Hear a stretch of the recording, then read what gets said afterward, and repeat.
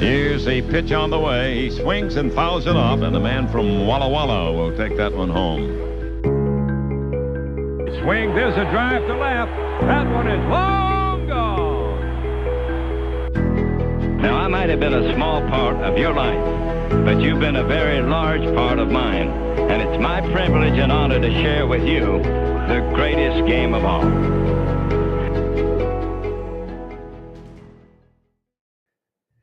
What is up, everybody? AJ Reilly here for a live edition of The Corner with some absolutely breaking news. Avila no longer is the general manager and executive vice president of the Detroit Tigers. The news broke just about 10-15 minutes ago with a press release from the Detroit Tigers and Chris Ilitch specifically, that Avila's tenure, his 7-year tenure with the Detroit Tigers, is officially over. And I don't know if you heard it, but it sounded very loud, the collective sigh of relief that is echoing throughout Detroit and its metro areas right now. And I don't want to bag on Al. I've done enough bagging on Al over the course of this show numerous times because of the job that he's done. But this is not a bash Al Avila time. This is a collective sigh of relief to say, finally, we are moving forward. And let's give a little bit of props to where it's deserved. Chris Ilitch made a grown-up big boy decision. And I'm telling you that if I had bottles to pop, I'd be popping bottles right now, because this is a move that is desperately and was desperately needed. Some believe that it would happen over the course of maybe the offseason, at the end of the season, but that decision was made today. Al Avila is out. And if you want to talk about it, drop some thoughts, some comments into the chat. I'd love to interact with some fans and talk with you about this tenure, because there have been some that have defended Avila, talking about our, top 5 farm system that we've had. We also know that farm system was propped up on about 4 or 5 guys, and once they graduated, Fangraphs had us at 26 a couple of weeks ago. So what are our overall thoughts of Al Avila? I do want to get to some things. Is there a short list of replacements? Deshaun Jackson asked. I don't know who those replacements, even who that short list of replacements could be. To be honest with you, they're right now, day to day, Sam Menzen is going to be taking over the day-to-day operations. But truthfully, if there is a commitment to building a sustainable winner, qualifying for the playoffs, and ultimately winning the World Series, which is a direct quote from Chris Ilitch, you got to go outside. You got to get some fresh blood into the organization. And Chad and myself here are kind of on the same thoughts. Chad, Theo Epstein works in the commissioner's office right now. And he probably would take a significant amount of maybe creativity to get Theo Epstein to Detroit. But if there's anybody else more qualified for the job, I don't know who they are. This is a man that has broken 2 curses: the curse of the Billy Goat in Chicago, the curse of the Bambino in Boston, and would be a phenomenal fit here in Detroit. But as far as replacements go, you don't want them to rush this process. Really, what needs to happen is you're looking at, obviously by the end of November, you want a replacement in place because of the winter meetings that are going to be taking place. But right now, all we need to focus on the fact is this 7-year rebuild. It's finally hit. I hate to say it this way because it was 100% over, but it's finally hit rock bottom. I mean, it's over. Like, there's the architect of this rebuild is gone. this failed rebuild is gone. And Al being a nice guy is what it is. Sure, that's great. You can be a nice guy, but nice guys don't win baseball games. Nice guys don't win World Series. Right? That's not the resume that you need to win a World Series. What you need is somebody that's savvy. What you need is somebody that's creative. And around the league, Al was just not seen as that. Great scout. Avila's a great scout. Found guys like Miguel Cabrera, found guys like JD Martinez. But great scouts also don't make great GMs. And we've seen that over the last 7 years.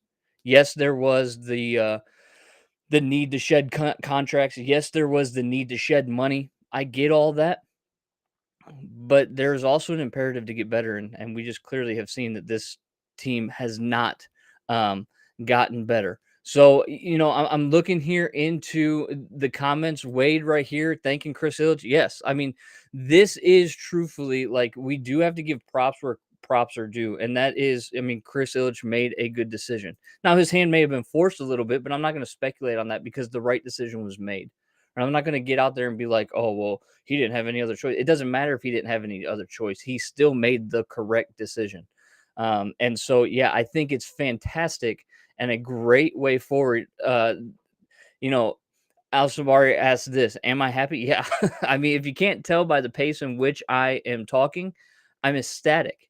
Because if you've tuned into the corner over the last few months, you know that we have been very, as one commenter said it, I'm not positive, but at least I'm factual. I have not been very positive as far as this season has been because there's nothing to be really that positive about, right? It's been a disappointment. It's been a season that was full of unmet expectations. And I have been saying for a number of weeks that the reality is when you have this many unmet expectations, there are heads that need to roll.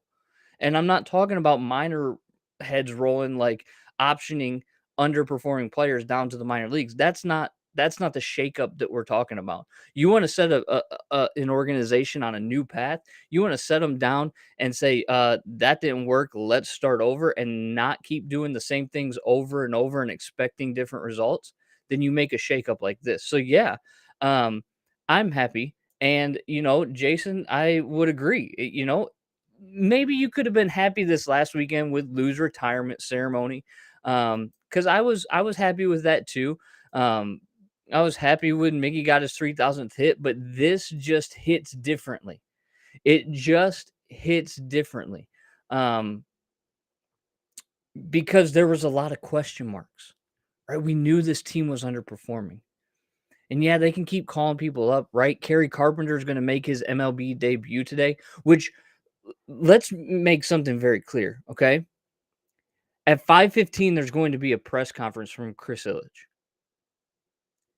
At 5:30 or whenever that press conference ends, this discussion needs to end because Kerry Carpenter is getting ready to realize his dream. He's getting ready to make his MLB debut tonight, hitting DH, as AJ Hinch said last night.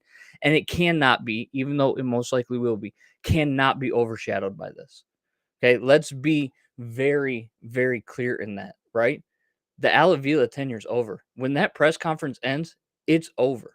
And we need to move on. Doug, I want to read your comment. You said I kept saying be patient, but seeing that their minor league system now ranks 24th has changed.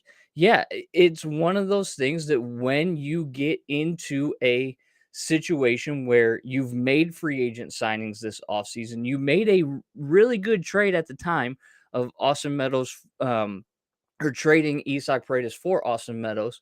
You thought, okay, this team who was, memory serves me, 77 and 81 last year, you've got the opportunity to at least be 500, if not a few games better than 500. And now, we're 25 games yesterday after the loss under 500.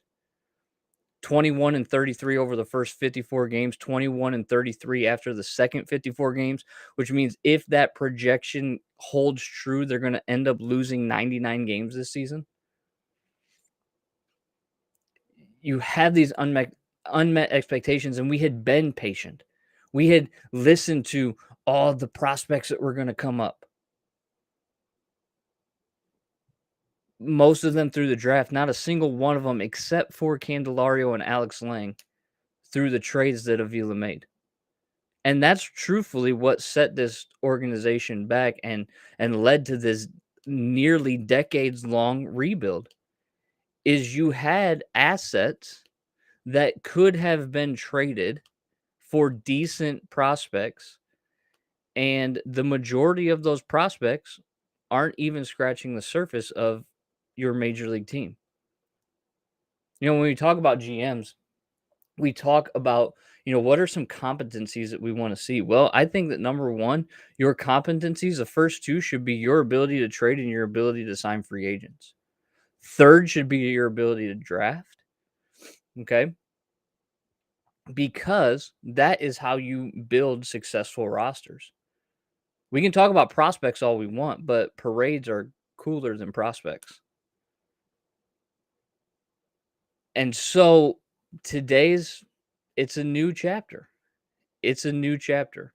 This is a perfect, just to address this, is the manager responsible for player performance on the field? Yes, Lawrence, to an extent, you are correct. AJ Hinch is not perfect. He's not Teflon to any of the blame that is available this season, but a cook can only cook with the ingredients he's been given. And so, it'll be very interesting to see which direction that the Tigers go. What we need to look for and what we should be looking for when it comes to what's next. Well, player development should be the top of the priority, because what we're seeing is other teams with highly touted prospects come onto the major league field and have an impact. Reilly Green's been decent, hitting about 250, solid in the leadoff role, playing great defense, but he's not really made the impact that like a Julio Rodriguez in Seattle has made, or an Adley Rutschman in Baltimore has made. Is that player development? Potentially. We also look at some of the other prospects that are coming up, that Cody Clemens that struggled, Akil Baddoo that struggled, Spencer Torkelson that struggled. There's a significant deficiency when it comes to player development in our minor league system, and that needs to be addressed immediately. Why are teams like the Dodgers always going to be in the conversation for top trade targets at the deadline? Why are they in the mix for Juan Soto's and Max Scherzers and Trey Turners and all those guys? Is their ability to draft and scout for sure, but then their ability to develop those players that make them desirable to other teams. Tigers haven't really developed that. I mean, who would we trade in a conversation for Juan Soto, for instance? It would have to start with Reilly Green. It would also probably include Tarek Skubal. And now you've traded away multiple great players that could have impacted your major league team for one. And so this is definitely a good step forward. Dave says it was long overdue, should have been done before the draft, before the trade deadline. Now we see if Illich really will do what's needed. It's going to be interesting. The worst thing that can happen is to have somebody that, was intimately connected with this rebuild over the last few years, put in charge. I really, really, really believe that you got to go outside the walls of Comerica Park to make your next hire. You've got to get to the point where, you're not continuing. You've already made the statement by firing Avila that we're not going to continue to do what we've been doing because it's obviously not gotten us the results that we want. So if you really don't want to continue that trend, then go outside the organization. There's plenty of people that are in assistance roles, that are in the commissioner's office, Theo Epstein, that you can target and go after. And Illich said in his statement that he'd be working closely with, his baseball advisors and things like that in the search for the next guy. And look, I can't say it enough. It was a decision that needed to be made, to go with what I think, it was Dave that said, right, it should have happened before the draft. Yeah, I mean, but all the work has been put in, and the draft is, those players are at minimum 2 years away. Should have been done before the trade deadline? Yeah, potentially, but at least at the trade deadline, there were no significant roster impacts. You only got rid of 2 guys whose contracts were expiring. Were the returns for them something that, like, will blow your skirt up? No, absolutely not.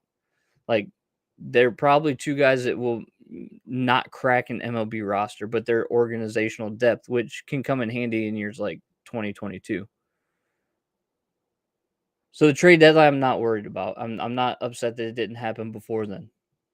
I'm a little surprised that it has happened today. I really thought that it would go at least till the end of the season, but I will say that I'm thankful that it happened today because there's a breath of fresh air.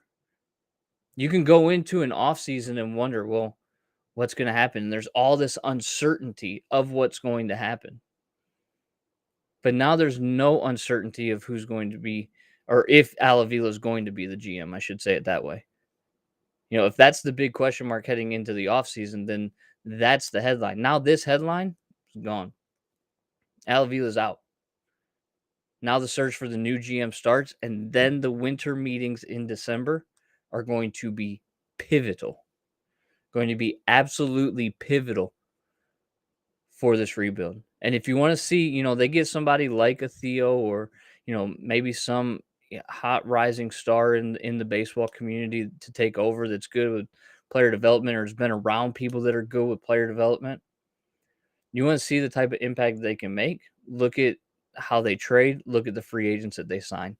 This is a huge, huge, huge day for the Detroit Tigers organization.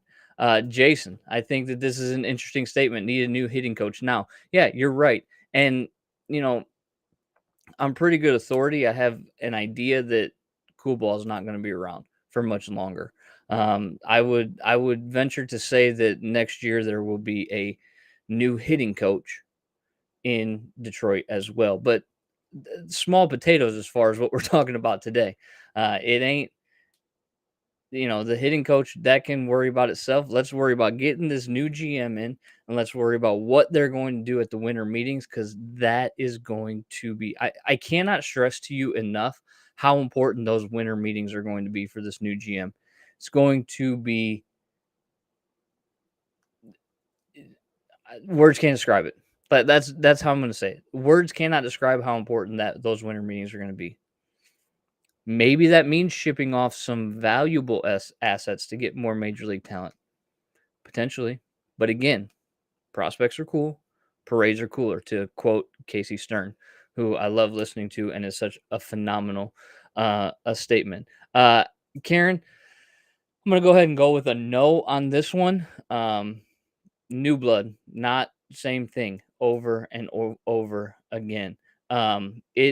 It's going to be very interesting, and I'm excited. The Tigers take on Cleveland again tonight. They're going to be facing off against Savali, who's going to be the starting pitcher for them, and Kerry Carpenter is going to be making his major league debut. I'm actually want to check and see if they've put out the lineups yet, so we can talk about that a little bit.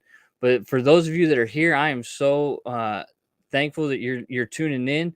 Continue to throw those comments and stuff into the chat. It does not look like the Tigers lineup is in yet, but I do know that we have they'll be out soon, because you got a 7 p.m. first pitch, and who knows? Who knows? Because now that you've got players, or now that you've got, you know, kind of this collective sigh of relief, now that you've got this shakeup that has happened, that's could light a fire. Not saying that it's going to make a huge difference as far as the win-loss column go, but you now got guys that are going to be competing for a job. And, you know, with our 24 or with our 40-man roster looking the way that it has and has needed to this year because of, you know, all of the pitching injuries that we have. I've been studying that 40-man over the last, you know, week, because I knew the Kerry Carpenter news was about to happen. with 25 pitchers on our 40-man, 15 position players. And so somebody off of that list is getting DFA'd for Kerry Carpenter. That news just has not come out. I keep checking to see if it's out yet, but I have not seen yet who has been DFA'd, designated for assignment, which means that they go on waivers and are able to be claimed. If they go unclaimed by another team, then they can re-enter our farm system. So Daryl, I'm afraid that there's some truth to this, that the damage has already been done, but I don't think that it's irrecoverable damage. I think that there's plenty of opportunity to turn things around. And again, I go back to something that I said when this rebuild started in 2017. I actually wrote an article for DSN about why this rebuild doesn't need to take that long. And it was because of the assets that you had in place. And we talk about trading JD Martinez, right? You got Sergio Alcantara, Dewell Lugo, and Jose King, who was 18 years old when we made that trade 5 years ago. He's now 23 and was just promoted to Double-A. Sergio Alcantara has been a journeyman, DFA'd by us, journeyman for other teams. Dewell Lugo, not even in Major League Baseball right now. JD Martinez. And people will say, well, National Writer said there wasn't a market for him. Yeah, there's not a market for a hitter like that when you trade him 2 weeks early. Of course you only had one offer. Would you have had more offers if you waited a couple more weeks? Yeah, probably, and probably could have gotten a better return. Or the Justin Verlander deal. The Justin Verlander deal netted you Daz Cameron, who is very unproven, but early returns are not positive. Jake Rogers, who was hitting the ball a little bit last year, but now is on the IL with Tommy John surgery. And Franklin Perez, who was supposed to be the marquee get in that trade, and he's done nothing. You also traded Justin Upton. You also traded Ian Kinsler. You got a decent return back for your son, Alex Avila, and Justin Wilson at the time. You got a decent return for Nick Castellanos. So, like, the ability to move this rebuild along was prime for the picking, and yet it still took this long. So I don't think that the damage is necessarily done, but it's going to take some savviness and it's going to take some creativity to kind of put a salve over the wound and create some diamonds out of a pretty crappy lump of coal that we got right now. So let's look through some of these. I do want to put some of these comments up here. Theo Epstein or Jimmy Leland. Could you imagine Smokey and the Bandit, Jimmy Leland, as our front office GM? It's a great thought, and it would be a fun thought. I just don't know how much of an effective thought that would be. Karen, my choice obviously would be Theo. But again, as I said on the corner a number of times, you got to give Theo the moon if you want him to come. You've got to give Theo potentially ownership stake to bring him into this organization. Not that we're a bad organization to come to. Listen, we've been around for 121 years. We're one of the charter members of the American League. We are a historic franchise with a lot to offer. But we're not in the best situation as far as rosters go because we have not built a great roster over the last 7 years. So it's going to take work. It's going to take creativity, and it's going to take some pretty tough decisions too to build the right roster. Like, what do you do with Candelario next year? He's had a down year, but his 162 game projections are actually pretty solid. Do we just consider it a down year and give him another year and potentially DFA him next year? That's a decision you have to make. Yes, you owe Scope for another year. So is he going to be around? Most likely, yes, he will be. Barnhart's contract comes off the books. Miggy's still getting paid next year and has no plans to retire. So I've had this discussion too, right? Like, a part-time DH making $33 million is not helpful to a team and the ability to build a roster. But I don't know how you get out of it. You can't let Cabrera go. Now you could potentially pay him to retire, which would be, beneficial to open up a roster spot, but it's not Miggy's fault. It's the organization's fault. And so I am interested to see what's going to happen. Yeah, I agree with this comment. Dave said, "I like him or not, Dombrowski always got value for what we traded away."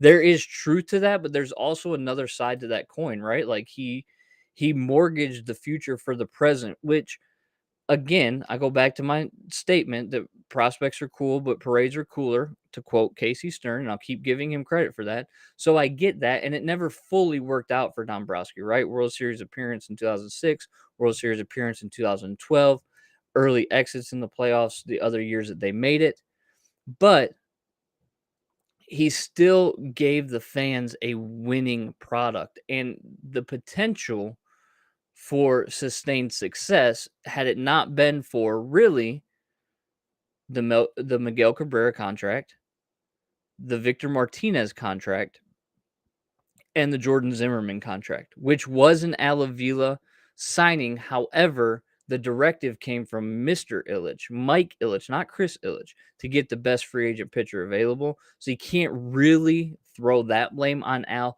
too hard, even though he did ink him to the deal, and Zimmerman had success, but was coming down a little bit. So I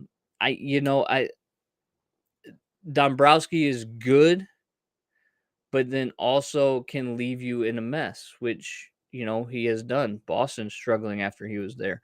Philadelphia is now going to experience that when they went and got Noah Syndergaard at, the trade deadline. David, I like the comment. And I kind of get the sense that you are not at all too happy with the way that things have gone, but you can't let them all go, right? This has just been a sucky year. Like, it's just been a bad year for the Tigers. Call it bad luck, call it bad signing, call it whatever you want to call it. You'd be very hard pressed to find a team that has had 16 different pitchers toe the rubber to start a ball game for them. There's a bit of bad luck that is included in that, and these players, like most of them, are not great MLB players for sure. Maybe not even solid MLB players, but like Javi is what Javi is. If you expected him to be a 300 hitter without a lot of strikeouts, you weren't reading the stats right. This guy is a free swinger. He's a big swinger, and he just is what he is. He's just not making contact at all. But when he's streaking well, it's exciting and it's fun. So it's, other guys. Also, I mean, who would have known that Austin Meadows in 1 year has a calf injury, 2 strained Achilles, vertigo? I mean, there's bad luck. That, again, go back to that trade, the Austin Meadows trade, when we gave away Isaac Paredes, who's not done well other than that home run barrage for a couple of weeks that he went on. Like, that was still a good trade. All precipitated, again, by some more bad luck with Reilly Green breaking his foot in spring training. Does this team look a lot differently this year if Reilly Green is starting on opening day? Probably. Not 22 games better, not 25 games better to where they're a 500 ball club. But yeah, probably. What does that lineup look like where it's, Green 1, Meadows 2, Baez 3? Like, that's a pretty decent start to a game, to a lineup. So there's been some series of unfortunate events for the Detroit Tigers in 2022, but we can't blame fate because on paper, the roster also didn't set up for great success. And I was one at the beginning. If you tuned into Straight Shooting or the corner early on, like there was potential for a 500 ball club, especially after the way that they played last year. but it wasn't going to be much more than that. There were still some key pieces that were missing. David, I think you're right here. And I've said this very consistently. Be honest, if you start a team, there's only about 2 players you would have in your hitting lineup, and that's correct. Reilly Green and Javi Baez are the only 2 players that would really crack a lineup, potentially crack a lineup of a good team. Reilly would most likely be on the bench for any playoff contender. Javi would be in the lineup because Javi's got the track record. But it'll be interesting to see what happens. I'm going to get to some more comments here because I did see this one from Jason. He asks, is Daniel Norris pitching on Friday? Here's the reality. It's his day to start in the minor leagues on Friday. The Tigers still have to be determined on their probable starters list.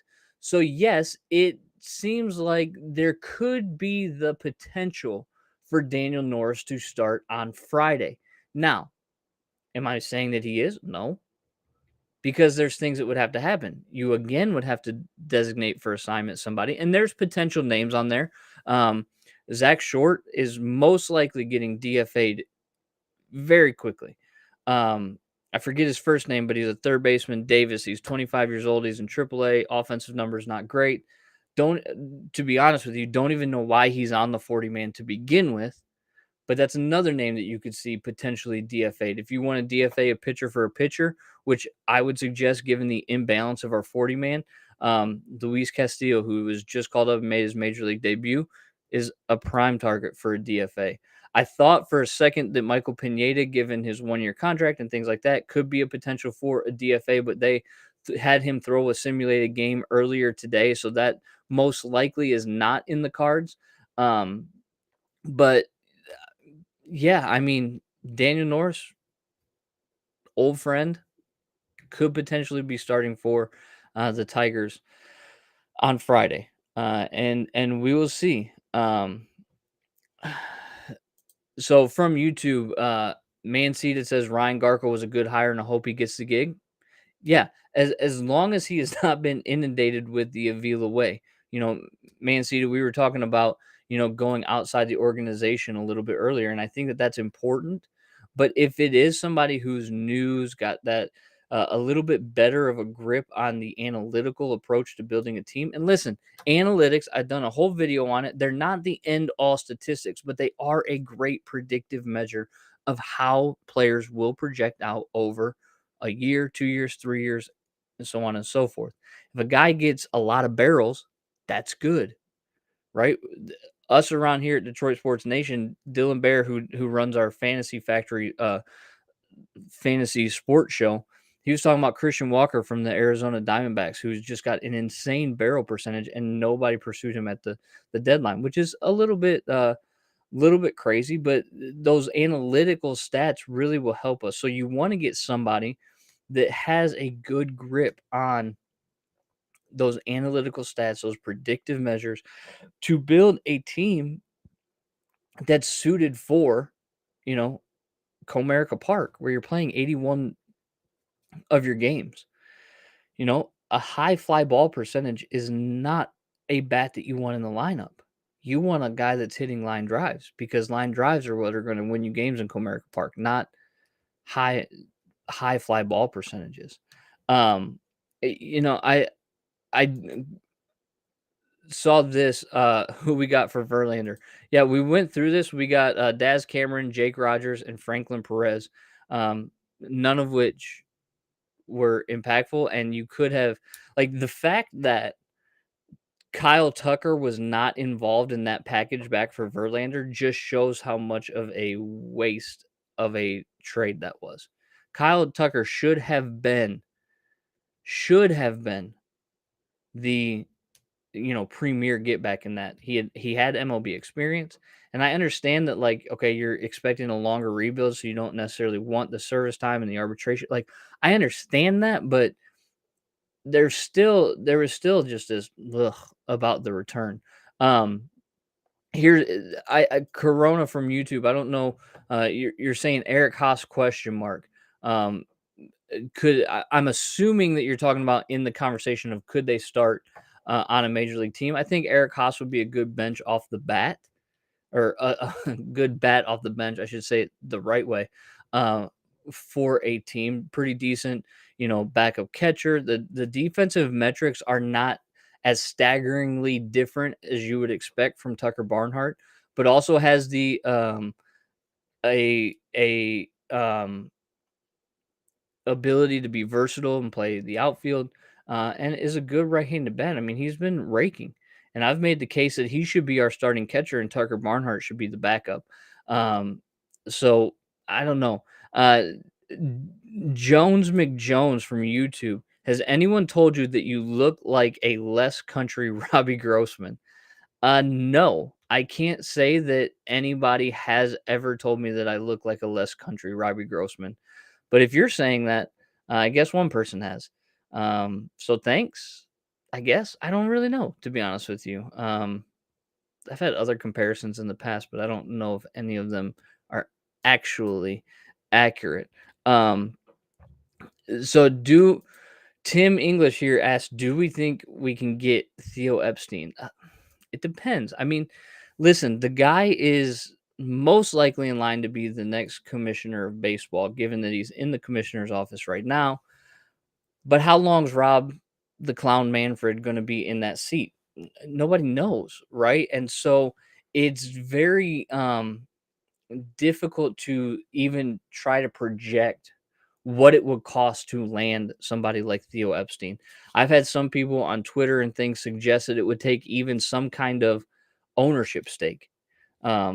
Which, listen, if you really want to build a sustainable winner, qualify for the playoffs, and ultimately win a World Series, as Chris Ilitch said in his press release, then this is the ultimate put your money where your mouth is. If he's asking for ownership stake and you want to give him a little bit, do it. Will he do it? I mean, listen, again, I'm going to go back to what I said earlier on this live broadcast. Chris Ilitch made the big boy decision, and credit should be given where credit is due. He's drawn some ire from the corner and myself, but he made the decision, and he made it swiftly. Now, some people think it should have happened earlier. Sure. Like Harold here says it should have happened about 3 or 4 years ago, that we're 3 or 4 years too late. I agree, but also disagree in the sense that, if we only gave Avila 4 years to build this, the rebuild did not start until 2017 when you traded JD and you traded Justin Verlander. In 2016, you were a game away. You lost to the Atlanta Braves on the last day of the season to miss the wild card. So you were still technically competing. 2017, it began. And in 2017, I will reference again the fact that I wrote an article that said you should be competitive by 2021. They were relatively competitive last year, but then the bottom fell out for whatever reason. And a lot of that reason is because of the roster, that they built. Brian T from YouTube. Yes, you're 100% right. They should back up the Brinks truck for Theo Epstein. To echo what Joey's saying here, it's a great day. It's a great day. I'll edit it a little bit to be a Tigers fan because, again, there's that collective sigh of relief that you could hear coming, echoing from Comerica Park throughout, the Metro Detroit area, just for sure. So United Sports, let's go ahead and get that trending on Twitter, but let's make sure it says Theo Epstein for Tigers GM so that some other, low rent organization doesn't try to steal our hashtag. So we can go ahead and do that. Theo Epstein for Tigers GM would actually be what we want to get trending throughout social media. I'm going to look through here the comments. If you got any other questions or anything, Harold, I mean, anybody can say that. Everyone is disappointed by this season. I don't think there's a single person involved with the Detroit Tigers that isn't disappointed. Again, you can go and check the receipts. I said this should be a 500 or slightly better than 500 ball club because on paper that's what they should have been, but they're not. They're not. Um, this is a great question. So let's go ahead and ask this to everybody that's watching right now. Put your answer in the who's the worst GM, Matt Millen or Al Avila? Truthfully, Avila was on the verge of becoming Matt Millen, but I don't think he got there. So I'm gonna go with Matt Millen still being the worst GM out of the two. But yeah, it's I mean 1A, 1B. It's not really that much of a distinction. So yeah, you gotta look. It's one of those things, and I keep going back to this, and I don't want to be one of those people that just slappy builds hope for no reason, but it's almost like we're in the bottom of a cave with no light around, and we turned a corner and we can see the light at the end of the tunnel at this point. Like with Avila being out and no longer being the one in charge of creating this team and this roster, there's a light. There's a light at the end of the tunnel, and to talk to Stronghold here, give it to the Illiges. When they decide to fire someone, they pull the trigger. Yep, I mean, you saw it with the Red Wings, and you saw it like so. This is what I go back to, right? This is why this is such an important thing. This is why it's such one of those light at the end of the tunnel type of moments. We know in Detroit that the Red Wings are the Illich family's baby. Now, Mike had ties to the Tigers and he was a baseball guy, but Chris, we never felt was really a baseball guy. We knew that the Red Wings were kind of their baby. And they ended up firing I can't even remember the GM at this point in time for the Red Wings, but they bring in Stevie Y, right? And then they move on from Blashill after they let, kind of the bottoming out happen so that they can get the right coach in place so that Stevie Y can make the moves and work the Iser plan that they, want to work. And this feels like the same thing. This feels like Chris is like, you know what? Everybody doesn't think that I want to win. Everybody thinks that I'm just content with getting the profits. No, I want to win. I want to bring a championship to Detroit. Yeah, Ken Hahn. Thank you, Tim. You're correct. Tim Hahn was the GM of the Red Wings before Yzerman. They fired him, got rid of him, and this feels like the same thing. This feels like a moment where, again, when you thought that the corner was turning this year, you thought, this is going to be a team on the rise, but can't be a team on the rise with the head still, sick, right?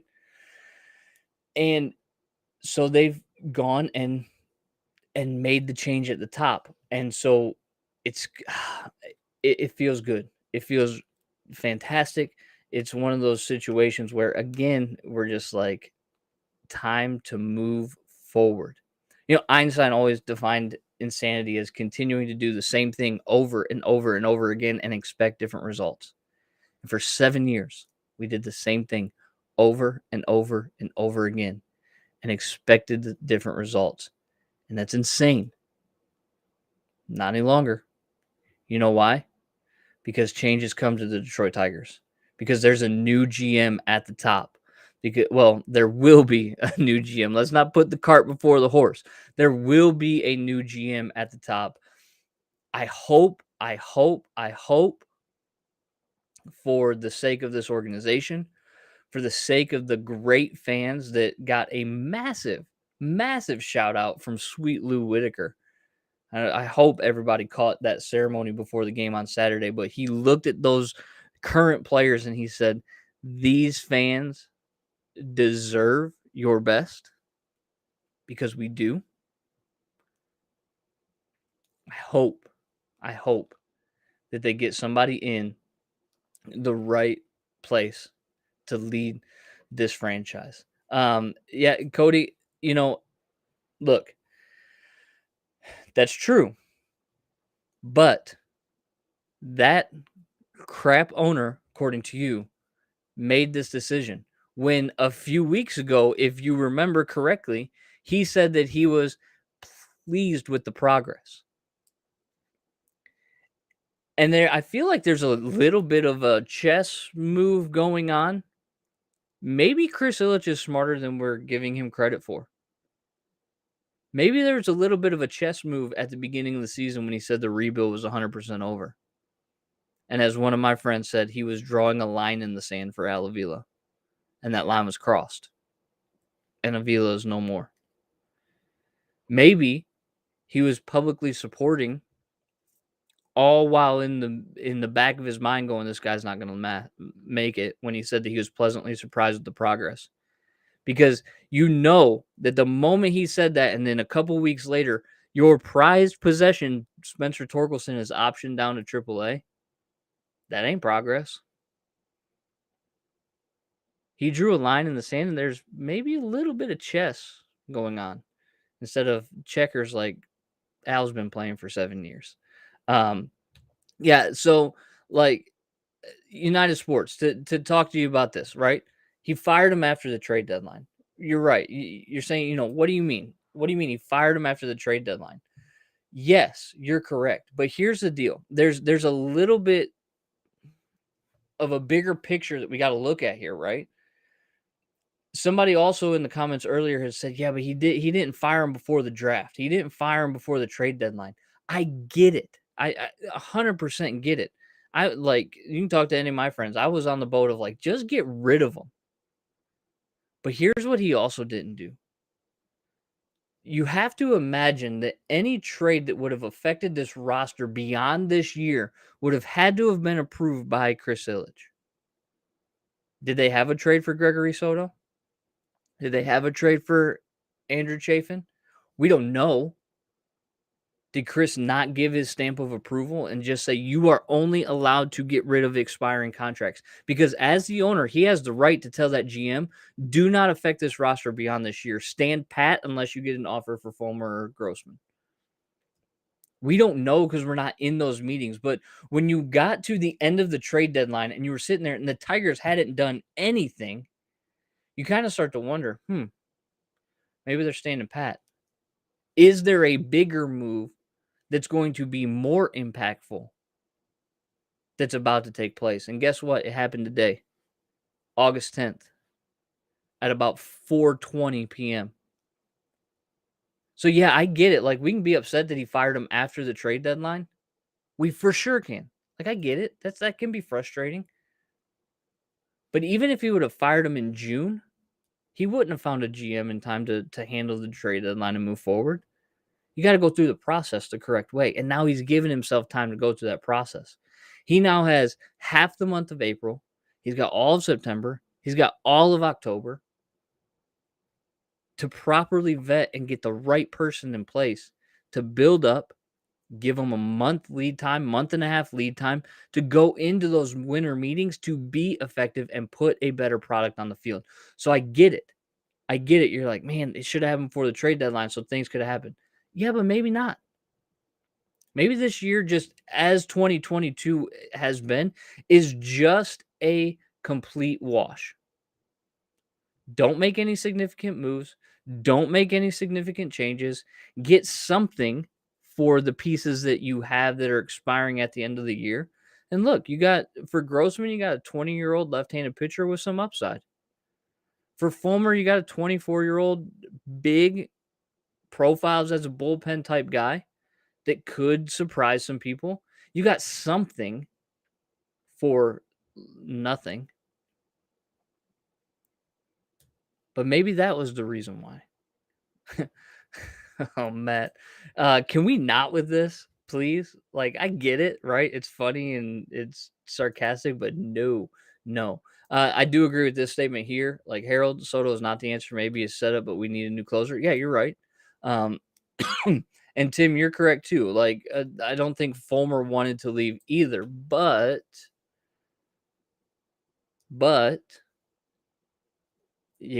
baseball's as much of a business as it is a sport. And so, you let him move on.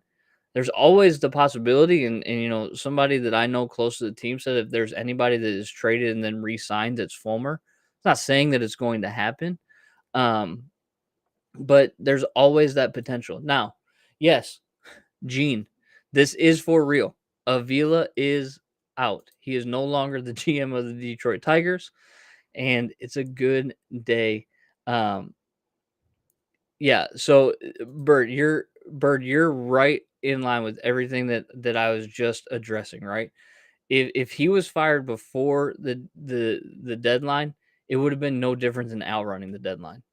And as far as like the draft goes, you got all this work that's been done on the draft, and look, their draft was not, you know, the draft was not bad. Uh, Jace Young, I always say it wrong, but Young, and then Garrett, the second round pick, or Peyton Graham, yeah, they're sneaky good picks. Like, yeah, would it have been good to have Cam Collier? Yeah, that's the guy I wanted. But if you tune into my post draft special with my buddy from Perfect Game, Tyler Cotilla, he said that Peyton Graham was potentially like the steal of the draft, getting him in the second round like that. So it's not a bad thing necessarily. Let's address this actually. Jerry Johnson. I wonder what this means for AJ Hinch. Here's what I believe. I don't think it means anything for AJ Hinch. Somebody just told me that the lineup card's out, so I want to see who they DFA'd. Oh, okay. They did not DFA anybody. So here's a little bit more breaking news and going back on that bad luck string. But they have transferred Bo Brisky to the 60-day IL, which opens up a 40-man spot for Kerry Carpenter. So Zach Short is safe for now. Davis also, third baseman, I got to look up his first name, but I'm not going to do that while I'm on with you guys. Also safe for now. Luis Castillo also safe for now. However, Bo Brisky is put on the 60-day DL. I don't see when he's when it's retroactive to. I would imagine that it's retroactive to about a week or so ago, but that still basically ends his season, which is fine. I mean, listen, Bo had a decent year this year. He had a couple of rough patches, but he also figured out and is one of 3 pitchers on our starting staff to make it to 7 innings this year, which is just Brendan Davis. Thank you, Matt. Brendan Davis is the third baseman, 25-year-old that's on just blanking on his first name. 25-year-old in AAA third baseman who is on the 40-man, who's, probably at the top of the list for DFAs. Yeah, so let's go back to I want to go back to this comment because we got a little bit sidetracked there. But I wonder what it means for AJ Hinch. Again, I don't think it means anything for AJ Hinch, and there's a reason why I don't think that. I have said, and I believe it to be true, that AJ Hinch is the right man for this job, and I believe that he's a top 5 manager in all of baseball. I think that he's one of the best. I think that the Tigers were extremely, extremely lucky to have him fall in their laps when our, rivals from the South Side decided to hire a geriatric Tony La Russa who can't stay awake in the dugout, apparently, instead of hiring AJ Hinch, which they very easily could have been. Or could have done. And I mean, taking over that roster as opposed to a rebuilding Tigers roster would have been a good scenario for him. I don't think that this means much, but I will say this. This year being a wash, I think that Hinch has 23, 24 to show progress. And then if there's no like playoffs, contention, anything like that in 25, I think he would be out. So I'm trying to look at, some of these comments. There's some truth to this, especially when you've gone through, like the decade of poverty from, mid 90s to 2006. There's no doubt about that. God bless. Like, you guys and your like sarcasm is unbelievable today, but I like it. I'm all for the sarcasm. But mismanaged, I mean, yes and no. You have a little bit of a, those ebbs and flows. But and I was just reading a tweet from Lynn Henning.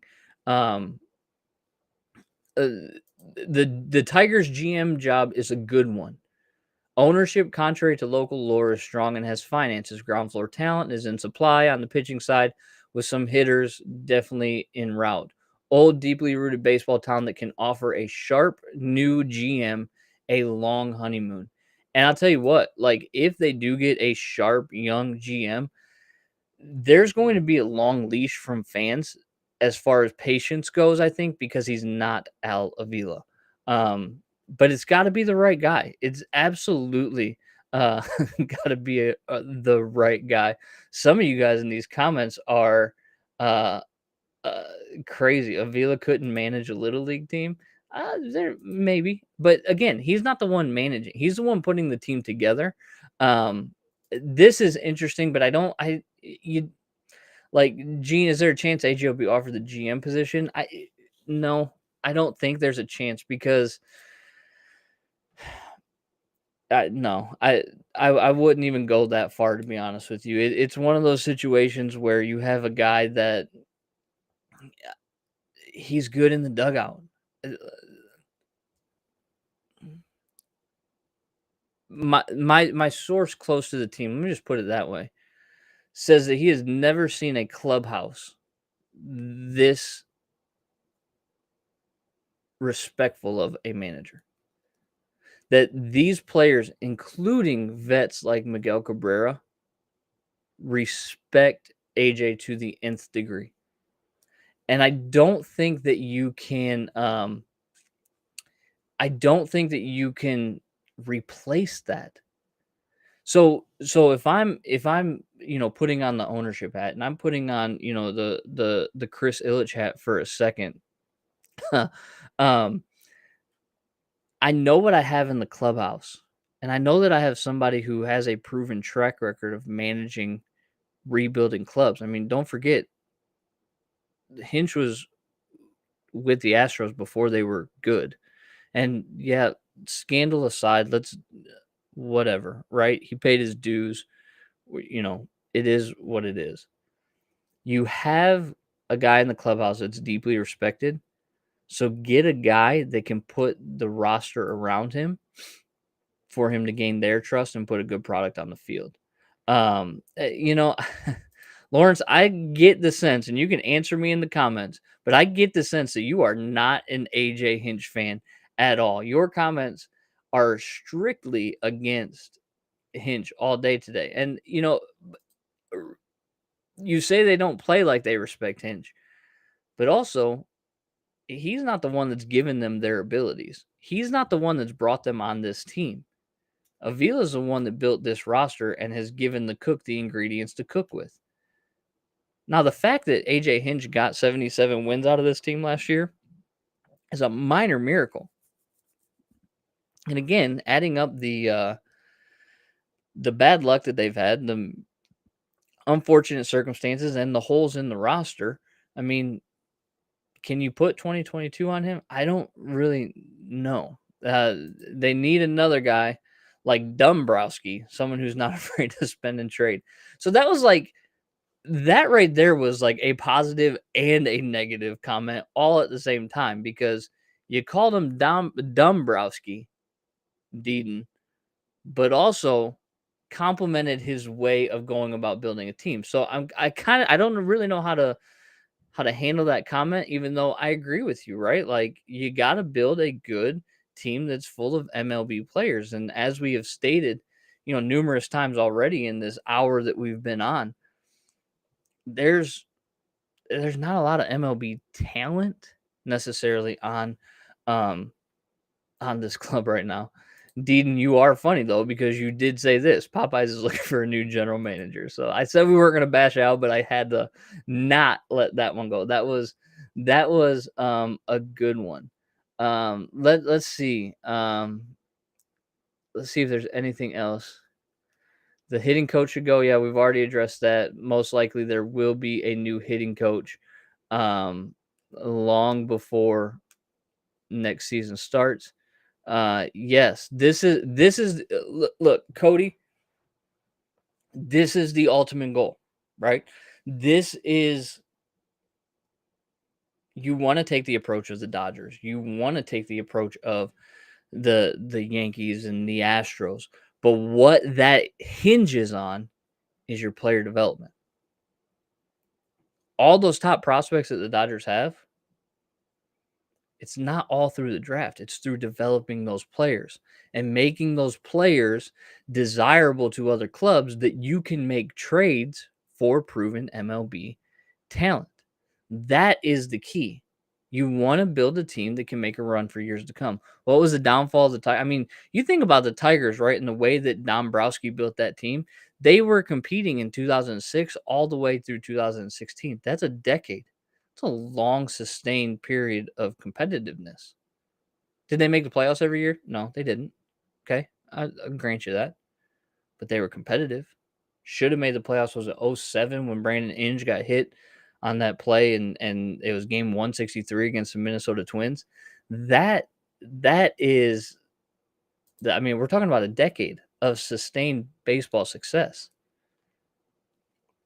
But look at what he did, right? He traded for Miguel Cabrera. He had signed Pudge. He signed Maglio. He signed Placido Polanco. He flipped Granderson for Max Scherzer. Like, those are the deals that you make to build long-term sustainable growth. But what was Dombrowski not good at? He was not good at drafting. If you were a right-handed high school pitcher for the time that Dombrowski, there was a good chance you were getting taken in the first round. I think 9 out of their 16 years, they took a right-handed prep arm. It's not good for developing talent in the minor leagues because what are you failing at? What we're seeing now, positional players. Failing at positional players. I should have done this 10 years ago. In 2012, after we got swept by the Giants because of the layoff that we had, I don't know if we should have started rebuilding in 2012. 2013, we were the best team in Major League Baseball. The best team in Major League Baseball. And had it not been for David Ortiz and that doggone grand slam that he hit in the bottom of the 8th inning, we would have won the World Series that year. But if ifs and buts were candies and nuts, we'd have a heck of a party, right? We didn't win. Move on.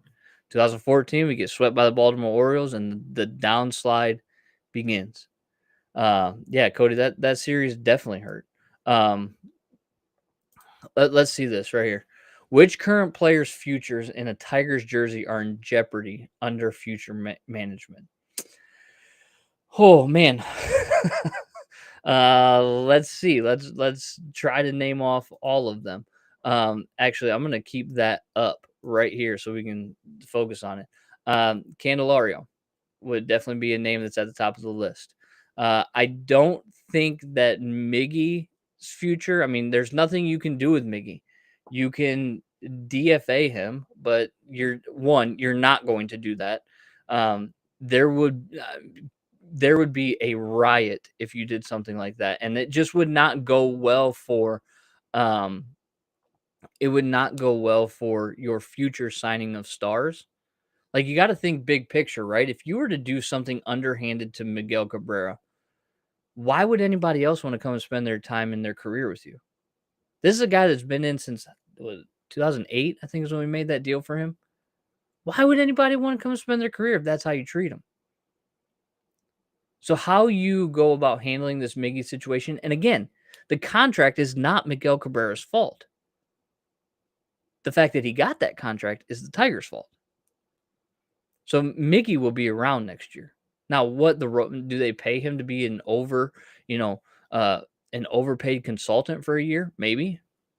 Do they try to buy him out of that contract a year early? Maybe, but it's going to take a decent chunk of change. So, which current players' futures are in jeopardy? Candelario, I think, definitely, even though, again, 162 game projections are solid, not superstar, but solid.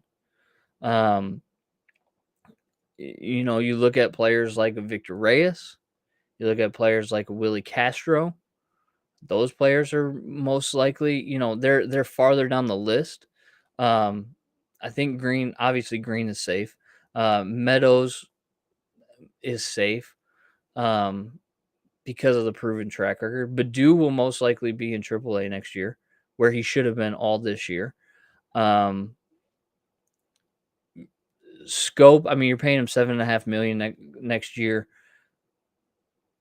He probably starts the season with the team, but if he struggles like he struggled this year, they'll cut him loose. I'm trying to think, like, pitching wise, like all of our pitchers, Pineda won't be back next year. Eduardo Rodriguez, if he struggles and goes, MIA again for multiple months, he won't be around.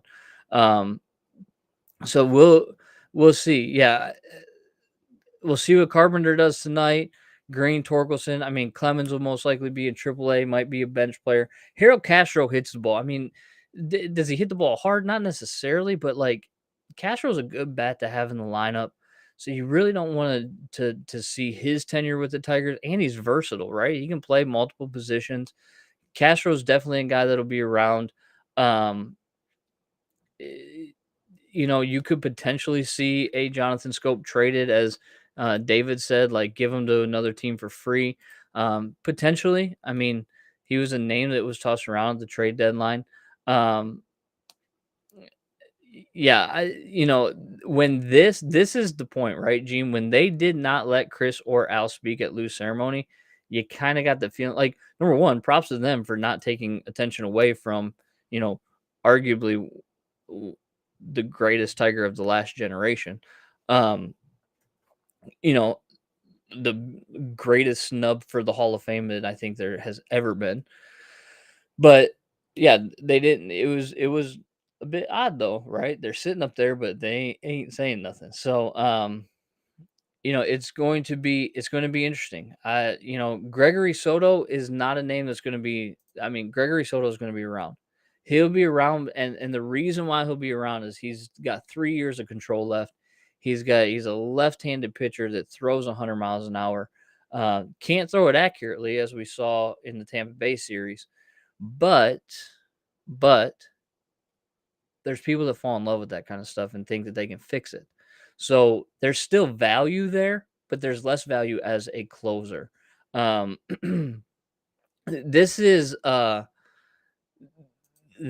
right here is problematic. He should be released.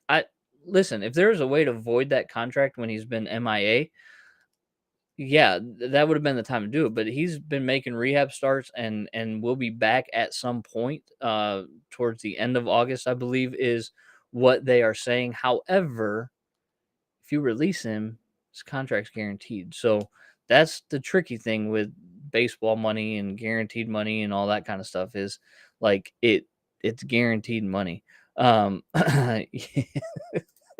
Yeah, Lou's are for Sweet Lou and the boos are for Avila. Yeah, but can you distinguish between the two? I don't think they even wanted to take the chance, so I don't think they let Avila get up there. But again, it's one of those situations where, man, I tell you what, today it's a new day. Like, again, I don't want to give too much hope and false hope at that for sure, but man, I tell you what, Avila is no longer the GM of the Detroit Tigers. And that's a really good thing. That's a really good thing. We've been on here for an hour and 10 minutes. And I have incredibly enjoyed the conversation that we've been having. I do want to remind you guys that you can follow me, this show, on Twitter at DSN at the Corner. And I don't want to forget to have you like and subscribe at our YouTube page. Click that bell for notifications. Hit that subscribe button to get all of your Detroit Sports Nation news, because we cover everything. As I have said, I am AJ Reilly. This is The Corner. I am going to sign off, and we'll be back with a new episode of The Corner on Friday for our next series against the Chicago White Sox. And I'm really interested to see how this team plays with the shakeup that just occurred. I don't expect there to be a huge impact in the win-loss column, but you can sense the breath of fresh air that is coming up. Gene, I want to say thank you. I couldn't do this if it wasn't for everybody that has tuned in. So thank everybody. Thank you, everybody out there that's been watching, that's been taking part in this great and hopeful day of Detroit Tigers baseball, where Al Avila no longer is the GM and the search for a new GM has begun. So I will see you, AJ Reilly, here on The Corner Friday for our newest episode, breaking down this series with the Cleveland Guardians, previewing the series with the Chicago White Sox, and we will, I'm sure, have a lot to talk about surrounding all of this news that is broke, Kerry Carpenter's debut, and all of that. So tonight, you got about an hour before first pitch. Go out and enjoy Tigers baseball. And as I sign off all the time, we'll say once again, go Tigers.